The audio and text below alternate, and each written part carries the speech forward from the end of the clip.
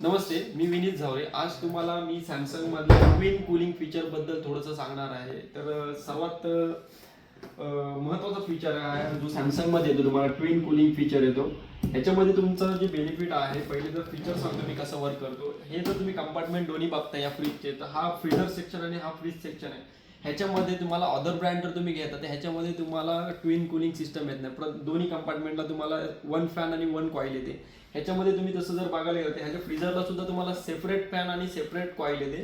Fridge सेक्शनला पण तुम्हाला separate fan आणि सेपरेट कॉईल येते. ह्याच्यामध्ये तुमचं बेनिफिट काय, तर ह्याच्यामध्ये जेव्हा तुम्ही वरती काही ETC फिश वगैरे वरती ठेवताय, खाली जर तुमचे व्हेजिटेबल्स आहेत ह्याच्यामध्ये, तर त्यांचा दोघांचा जो स्मेल आहे तो मॅशअप होत नाही, तो सेपरेट राहतो. आणि त्याच्यामुळे आपले जे प्रोडक्ट्स आहेत ते एकदम फ्रेश आणि आपल्याला गुड स्मेली भेटतात त्याच्यामध्ये.